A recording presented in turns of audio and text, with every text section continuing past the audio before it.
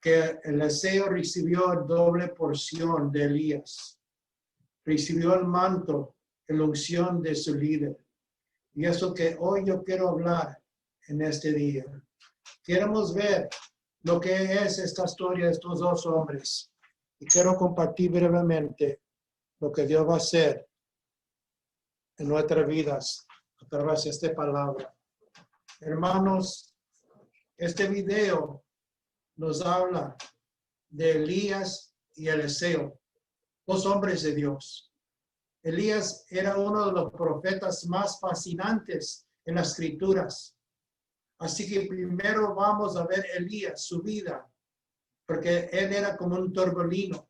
Desde el momento que él salió de la nada para enfrentarse al rey de Israel, Elías siguió con sus aventuras de fe en un arroyo seco, provió para la casa de la viuda, hasta su gran victoria en el monte de Carmelo, donde Dios quemó el sacrificio de Elías en frente de 450 profetas de Baal. Y después lo vemos en la huida de la malvada Jezabel. Y luego vemos su restauración con la comida de un ángel, hasta su larga caminata al monte de Sinaí. Hermanos, ciertamente la vida de Elías fue tempestuosa, fue como un torbellino, tanto así que Dios lo mostró en las cuevas tres fenómenos naturales. Uno, un poderoso viento. Dos, un gran terremoto. Tres, un fuego. Como para decirle que así había sido su vida hasta ahora. Pero al final, Dios se le reveló algo, hermanos, en el susurro de una brisa apacible. Primero Reyes 19:12, después del fuego hubo un sonido apacible y delicado. Y es allí, a partir de allí, que Elías entenderá que su vida se estaba preparando para ir a su reposo con su Dios. Así que en medio de este escenario, Dios le recuerda a su profeta que está a punto de sacarlo de la tierra. Segundo Reyes 1:2 dice, aconteció cuando el Señor iba a arrebatar a Elías al cielo, un torbellino. Elías venía del Gilgal con Eliseo. Pero al final, Elías sería de la tierra como vivió en un torbellino. Hermanos, es de esto que se trata este mensaje hoy en día. ¿Están listos? Pero ¿cómo vivió Elías en sus últimos días de su vida? Por un lado, él no vivió como alguien que le quedaba poco tiempo. No, hermanos. Creo que Elías es un gran ejemplo para todos nosotros. Hermanos, que estamos esperando ese momento. Ese momento creo que cada hijo de Dios en que estamos dejando este mundo un día. Y si fuéramos honestos, toda persona salva aquí admitiría fácilmente que estamos esperando ansiosamente el momento, hermanos, en que estaríamos en la casa con nuestro Señor en su gloria. Que puede ser amén. Pero ¿qué vamos a hacer mientras esperamos? ¿Qué vamos a hacer, hermanos, mientras estamos aquí? A igual que Elías, uno de estos días, todos nosotros viajes van a terminar. Aquellos que sean salvos dejarán este mundo por el camino del cementerio y por otro camino, el camino de rapto, o el mejor estilo de Elías. A ver qué humor Dios nos va a llevar. Entonces, hasta que llegue ese día, hermanos, tú y yo debemos vivir nuestras vidas de tal manera. Debemos vivir nuestras vidas de tal manera que agradecemos al Señor y que lo honremos siempre. Que lo honremos su nombre y haciendo su voluntad. ¿Qué me está escuchando? Hermanos, ahora, ¿cómo nos preparemos para esto? ¿Cómo nos preparemos para esto, hermanos? ¿Cómo debemos vivir hasta que llegue el momento del Señor? ¿Cómo debemos actuar antes que llegue ese turbulino? Hermanos, ¿cómo es que debemos vivir? ¿Y qué hagamos mientras que me está escuchando? ¿Qué hagamos mientras esperamos al Señor que Él toma control? Pues hoy, hermanos, vamos a hacer algo especial. Elías conocía la preciosa verdad que él se iba a ir. Que él se iba a ir al cielo sin tener que pasar por la muerte. Esta era una gran privilegio que solo había él podía disfrutar. Pero había otra persona también en la historia de la Biblia, acuerdo a Génesis 5, 21, 24, y aquel hombre fue Enoc, que él caminó con Dios y predijo la segunda venida de Cristo en Judas 14, 15, que estos dos hombres fueron los únicos que no vieron la muerte. Y son ejemplos que alguien que podría salir de esta tierra sin ver la muerte. Hermanos, ¿qué nos está diciendo esto? Y los que tal vez nos están diciendo es que nosotros tal vez podemos pasar por algo igual. ¿Quién lo cree? La Biblia nos enseña que habrá un evento futuro conocido, muy conocido, que se llama el rapto. En ese momento del rapto es cuando el Señor Jesucristo regresará en las nubes sobre esta tierra. Y Él llamará a su pueblo a su hogar en el cielo. Hermanos, 1 Tesalonicenses 4, 13 y 18 dice, hermanos, no queremos que ignoren lo que va a pasar con los que ya han muerto, para que no se entristecen como esos. Dice, como esos otros que no tienen esperanza. Hermanos, dice 14, ¿acaso no creemos que Jesucristo murió y resucitó? Así también Dios resucitará con Jesús a los que han muerto en unión con Él, conforme a lo dicho por el Señor. Dice, afirmamos que los que estamos vivos, dice hermanos, que hayamos quedado hasta la venida del Señor. De alguna manera nos adelantemos a los que hayan muerto. ¿Qué está diciendo aquí?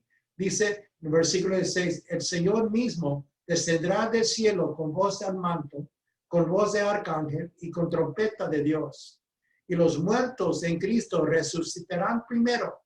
Y luego los que estemos vivos, los que la hemos quedado, seremos arrebatados junto con ellos. Aleluya. Dice, e iremos en las nubes para encontrarnos con el Señor en el aire. Y así estaremos con el Señor para siempre. Versículo 18 dice, por lo tanto, anímense unos a otros con estas palabras. Amén. Gloria a Dios. Aleluya.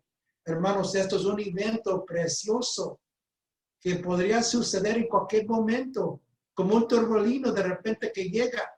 1 Corintios 15, 51, 52 dice, he aquí les digo un misterio. No todos dormiremos, pero todos seremos transformados. 52 dice, en un instante, en un abrir, una cerrar de ojos, a la trompeta final, porque sonará la trompeta y los muertos serán resucitados sin corrupción y nosotros seremos transformados. Cuando suceda, iremos al cielo sin tener que morir. Esto, hermanos, me emociona. Oh, sí, Señor. Y en esta parte me uno a la oración que hizo Juan en Patmos, en su sueño, en su visión de Apocalipsis 22, 20, donde él dice, amén, sí, ven, Señor Jesús. Hermanos, esta es nuestra más grande y expectante promesa en toda la Biblia. Que un día que vivimos, que seremos levantados. Mira, así en el texto de 1 Tesalonicenses 4:17 dice, luego nosotros, lo que vivimos, seremos arrebatados. Este es un evento de cual otros ya lo sabían. Acuerdo al versículo 3, 5, 7 de que acabamos a ver en 2 Reyes. Así que este versículo se hace evidente que otros ya sabían que el Mesías iba a ser arrebatado. Los hijos de los profetas lo sabían. Eliseo lo sabía. Y supuesto, el mismo Elías sabía que iba a ser arrebatado. De manera que no fue un evento secreto. Esto era algo de lo que todos los profetas hablaban. Así es igual con el regreso del Señor Jesucristo, hermanos. El rapto no es un secreto para todo auténtico cristiano. Esto no es algo que ha estado oculto a los hombres. Hermanos, no. Esto es algo que Jesús ya lo predijo de acuerdo a Juan 14:3. Pablo, Juan y Pedro escribieron sobre esto en la palabra de Dios. Igual nos dice segundo Tesalonicenses 2 y segundo Pedro. Hermanos, el arrebatamiento está muy bien documentado en la Biblia. ¿Qué me está escuchando? Pero tanto hoy no hay excusa para que tome a nadie por sorpresa. No hay excusa para esperar el regreso del Señor Jesucristo. Si eres un hijo de Dios, ya lo sabes. Y si no andas caminando bien con Él, hoy en día, hermano, hermana, Jesús no te gustaría encontrarte con Él en esa condición. Entonces, haga ya algo para mejorar tu vida, para llegar con Él. Porque mañana puede ser muy tarde. ¿Quién me está escuchando hoy en día? Mira, si estás mal, hermano, hermana, y no quieres acercarte o quedarte acá cuando llegue ese día de la tribulación, recuérdate que después de la tribulación se habrá el juicio y el infierno. Hermanos, ven a Cristo hoy. Escapa ese castigo eterno que va a venir pronto. Recuerda que este es un evento impredecible. Nadie sabe cuándo va a suceder este evento. Hoy ya debes venir a Cristo. Hoy ya debes poner tu vida bien con el Señor. Si vienes a Jesús, hermanos, Él te sanará, te liberará, te salvará y te preparará para su inminente regreso. Ahora, quiero que veamos cómo nos preparamos para esto. Número 1, debemos seguir caminando sin hacer paradas. Debemos caminar con un propósito. Mientras Elías anticipó su partida a este mundo, él continuó viviendo como siempre lo había hecho. Él continuó caminando en humilde obediencia ante el Señor, su Dios. Hermanos, nota su declaración. Él dijo, el Señor me ha enviado. Elías le volvió a decir 3 diferentes veces esto. Segundo Reyes 2, 4 y 6. Elías dijo a Eliseo, por favor, quédate aquí, porque el Señor me ha enviado. Hermanos, si Elías hubiera sido como muchos en estos días,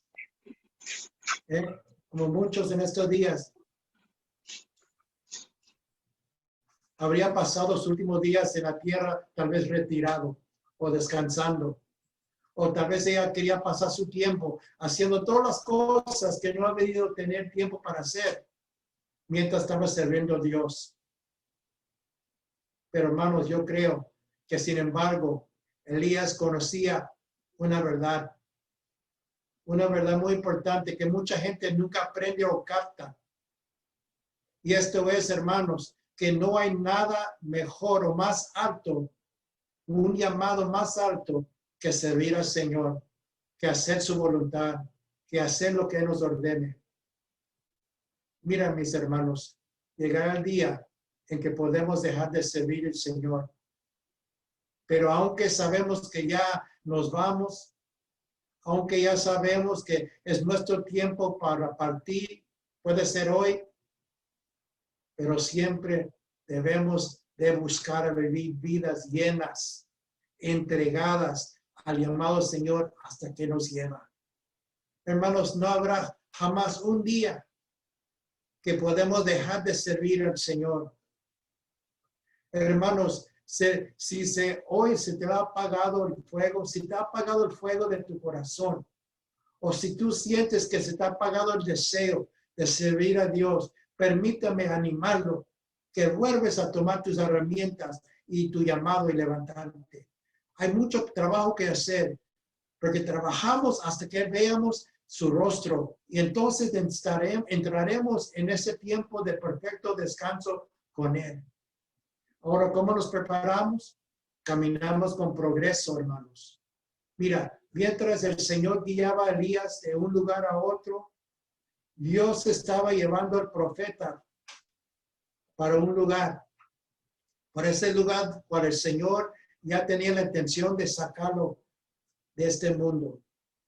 Esos lugares que fue Él, también le dieron a Elías la oportunidad de recordar toda su vida que el Señor hizo por él, lo que el Señor había obrado en él, de tal manera poderosa y maravillosa. Mira, hermanos, quiero que tomemos un momento para mirar cada uno de estos lugares que visitó Elías en su caminar con Dios. Y notemos el significado de cada uno que tenía por este profeta. Primero, Dios lo llevó a Gilgal, versículo 1, el lugar de su salvación. Fue el lugar donde Israel acampó antes de ir a la tierra prometida. Ese era un lugar de preparación, de comunión, para entrar a la tierra prometida. Elías tiene que parar, recordar cómo comenzó todo para él. Hermanos, no te olvides de tu Gilgal. Ese lugar de tu salvación, donde te sacó el Señor, Dios lo que hizo para ti al revelar su palabra. Después Dios lo llevó al Betel, versículos 2 y 3. Y aquel era un lugar santo para Israel. Fue un lugar de encuentro de otros patriarcas. Fue un lugar de que a través de los altares fueron levantadas allí. Y fue allí donde él verdaderamente tuvo su edificación en el Señor. Elías, allí era un tiempo de crecer en la palabra de Dios. Encontró la importancia de edificar su propio altar para el Señor. Hermano, hermana, para Elías aquel lugar era de reflexión y recordar qué había hecho y qué había vivido él en total dependencia con Dios durante su viaje. Hermanos, no te olvides dónde plantaste tu raíz, donde tú te edificaste los fundamentos de tu fe. Tal vez fue el templo, la iglesia, o tal vez ahí en el home, tal vez en ese grupo de vida, o la escuela de Betty. No te olvides donde formaste tus raíces, tu fundación, y plantaste una fundación de fe, de salvación. Hermano, eres hijo, hija de Dios. Y después le llevó a Jericó, versículo 4 o 5. En aquel lugar, Elías se recordía el poder de Dios y la victoria de la conquista sobre los 450 profetas del Baal. Hermanos, no te olvides de las victorias que el Señor te ha dado en tus Jericos. Cuando más lo necesitabas, ahí estaba contigo. En tu batalla, en tu aflicción, en tu Jericó. Estaba allí en esa batalla por tu matrimonio. Estaba allí en la batalla por tus hijos. Él estaba allí en la batalla contra esa enfermedad de COVID-19. No te olvides que Dios estaba contigo, hermanos, y lo que Él hizo para ti cuando tú lo más lo necesitabas en ese lugar. Hermanos, solo es de ver hacia atrás y recordarte de todas las diferentes victorias que tú has tenido por Dios. Hermanos, fue allí en Jericó que el profeta Elías se recordía de sus propias batallas conquistadas. Hermanos, y finalmente este profeta fue llevado al Jordán, versículos 6 a 8. El Jordán representa el final de las jornadas. Fue ahí donde fue levantado.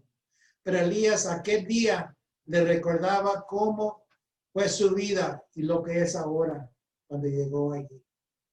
Hermanos, no se te olvide por dónde te ha llevado el Señor.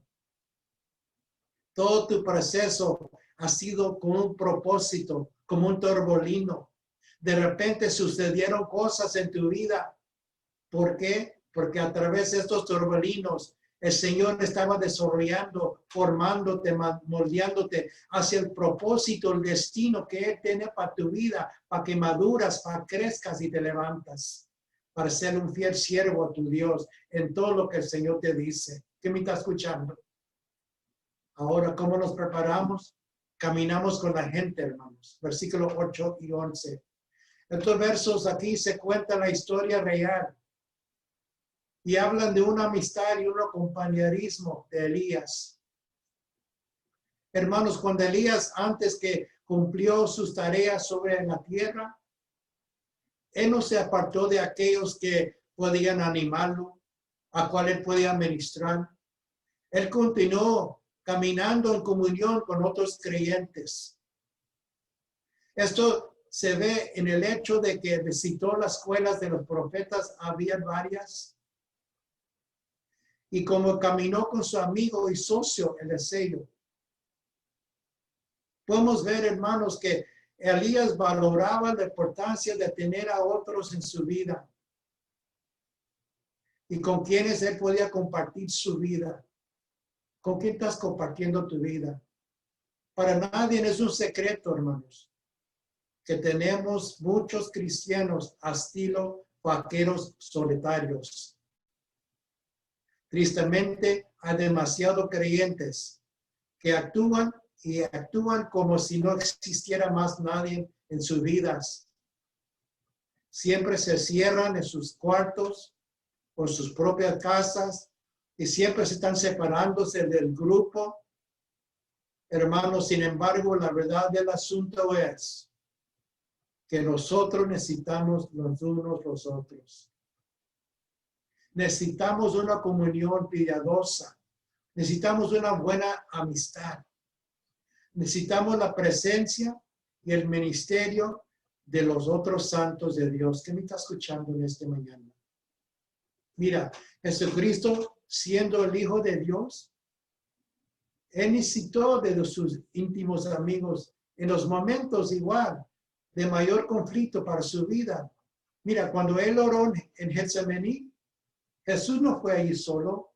Él llevó a tres de sus hombres cercanos para que lo acompañaban a orar. Ya saben la historia de Mateo 26, 36 a 40.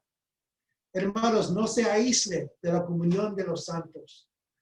La exhortación de este mensaje es que tú y yo nos consideremos los unos a los otros a las buenas obras y no dejar de congregarnos. Hechos 10, 23, 25 nos dice eso. Así como nos podemos preparar, debemos seguir hasta la bendición mayor. Ahora vamos a hablar un poco de Eliseo.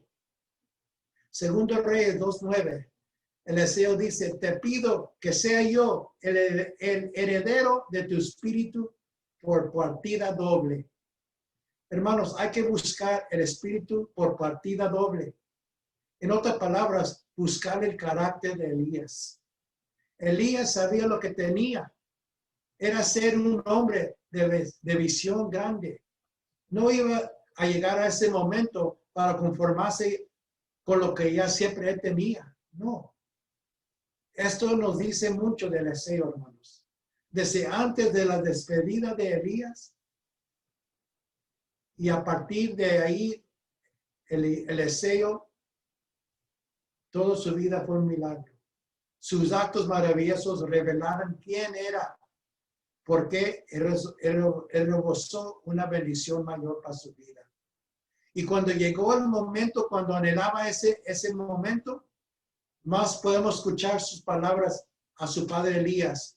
Y estas palabras fueron que declaró, pídeme lo que quieras y haga por ti. Y hoy Jesús nos dice lo mismo, hermanos. Mira, es como si hubiéramos recibido un cheque en blanco para poner ante él la más grande petición que tenemos.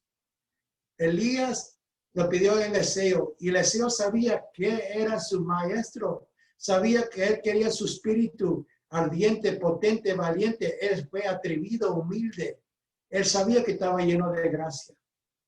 Hermanos, Eliseo quiso ser heredero de aquel carácter. Aquí hoy algo que debemos decidir. ¿Qué queremos? Las cosas grandes que debemos pedir al Señor. No deben de ser para gastar en nuestros deleites cuando lo pedimos por cosas. Mira, antes que tú lo pides a Dios por un carro lujoso del Señor, pídele por un mejor carácter. Salomón le pidió al Señor por sabiduría. lo que más él se necesitaba por vivir. ¿Y qué pasó? El Señor lo colmó de bienes materiales. ¿Cuál ha sido tu más grande petición hecha al Señor, hermano? Ahora, ¿cómo nos preparamos? Hay que esperar por el manto de Elías. Mientras el deseo va acercándose al momento de la separación, estaría pasando con él estarías pensando en aquella otra cosa que debería quedarse de aquel a quien llamaba Padre mío. Observe que el deseo rompe su ropa y agarra el manto de la profeta. ¿Por qué hizo esto? ¿Por qué hizo esto? ¿Cuáles son las lecciones de esta historia para nosotros? Mira, hermanos, una cosa que surge de todo esto es que Dios desea que hagamos cosas mayores en cada generación. Tú y yo debemos saber que somos parte de la tercera ola que se va a levantar y Dios quiere levantarlo.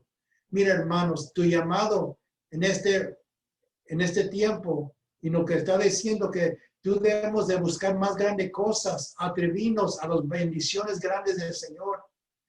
Mira, el deseo, lo que él deseaba era una doble porción del espíritu de su profeta.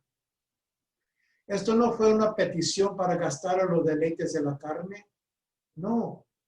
A pedir una doble porción es pedir que el mismo Espíritu Santo, hermanos, te llene de tal manera que quedes equipado por lo que viene. ¿Qué me está escuchando? ¿Y cuál fue la respuesta que le dijo Elías a su joven profeta cuando le pidió eso? Pues lo dejó su propio manto. Y no sé cuánto tiempo vivió Eliseo con el manto de Elías o cómo lo usó, pero de una cosa estamos seguros. Eliseo recibió un señal clara que Dios lo estaba llamando para seguir adelante en una mayor bendición.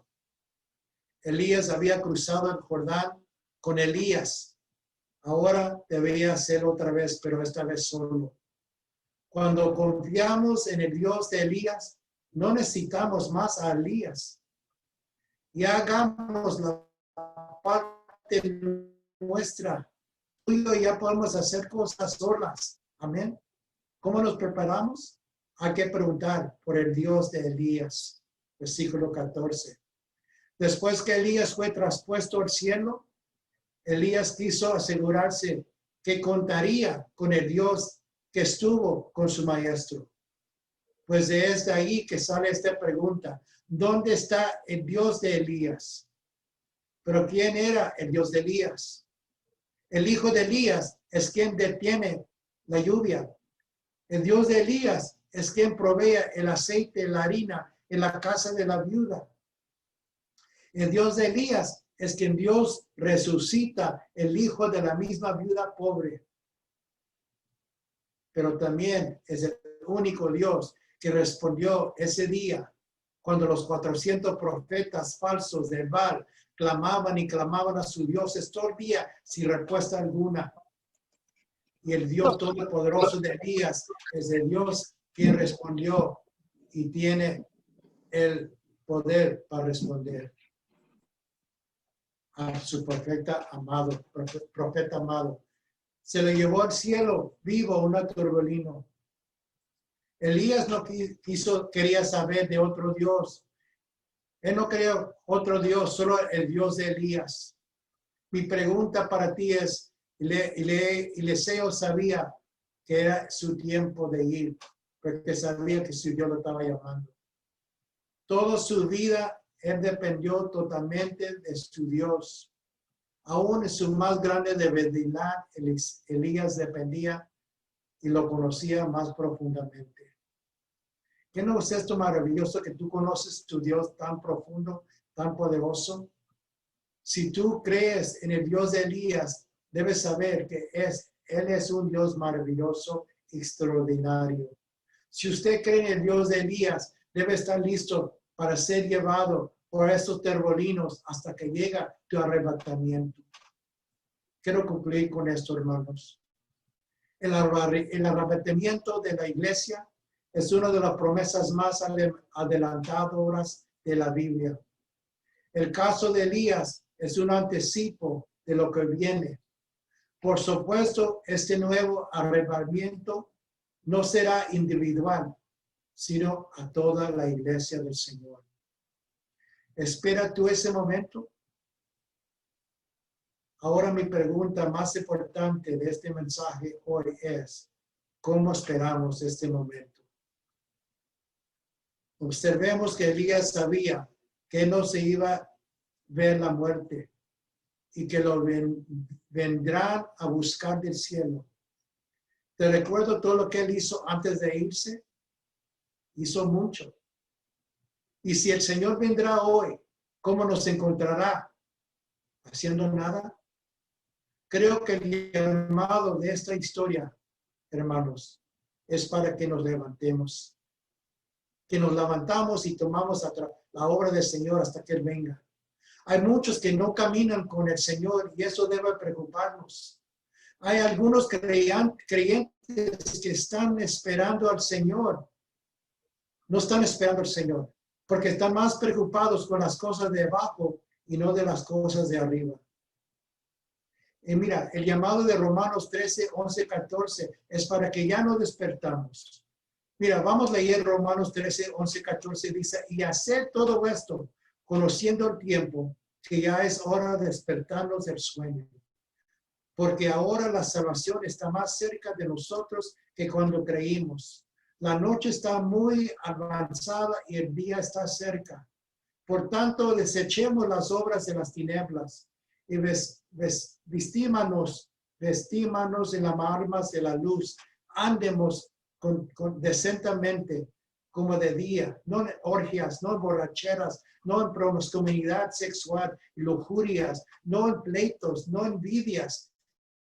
Antes bien, vistos del Señor Jesucristo, y no pienses en proveer para las lujurias de la carne. Amén. Hermanos, Eliseo sabía que Elías se iba a ser arrebatado. Sin embargo, desde el mismo momento que supo esto, él siguió su camino con Elías hasta que él no tenía que descubrir que hay mayor bendición para él. Hermanos, ninguno de nosotros sabemos del momento, pero una cosa que ojalá podemos saber, y eso es, mientras llegue ese momento, mientras que llegue ese torbellino, que tú y yo seguimos caminando y trabajando firmes para Dios. Hermanos, no deje Dios encontrarte haciendo nada. Estas historias, estos dos hombres nos hablan de una forma grande, de gran ejemplo. Ellos sabían lo que tenían que hacer. Y tú como hijo e hija de Dios, tú debes saber que Dios nos está llamando para servirle y darle todo que nuestras habilidades podemos. Mi oración es que tú, hermanos, estés listo para cuando venga ese torbellino del Señor, para llevarnos ante Él. Las señales están demostrando que pronto ya va a suceder esto. Y mi oración es que tú comiences a preparar tu vida para ese gran día, poniendo tu mano a la obra, sirviendo al Señor, ministrando las almas y siendo fiel a Dios. Eso es mi oración para ti hoy día. Inclina tu rostro, cierra tus ojos. Quiero orar por nosotros. Que Dios nos ayuda a hacer eso, Elías, y ese Eliseo, hasta que el Señor venga. Padre, vengo ante ti y te pongo cada uno que ha recibido esta palabra en su corazón, que pueden reflejar y sabe que tú quieres que estamos listos para cuando tú nos llevas ante ti, que seguimos el ejemplo de Elías y Eliseo caminando a estos lugares y que nos reflejamos la vida que tú nos has dado y que no nos olvidamos de Gilgal, del Betel, del Jericó, del Jordán de nuestras vidas y que seguimos fiel contigo, Padre, que no nos paramos, que no nos sentamos, que nos levantamos de nuestro sueño, que todo sigue igual. No, Dios, prepara nuestras vidas para serte fiel y listo para cuando tú vengas para tu iglesia. Y si tú nos llevas antes, Padre, por el cementerio, el día que tú vendrás, seremos los primeros que nos vamos a levantar contigo. Padre, bendiga esta palabra, séalo en cada corazón y queremos glorificar tu santo nombre. En el nombre de Jesús. Amén y amén. Gloria a Dios, hermanos jueces. Eso concluye este mensaje, este día. Yo les bendiga. Gracias. Aquí está, Pastor Richie.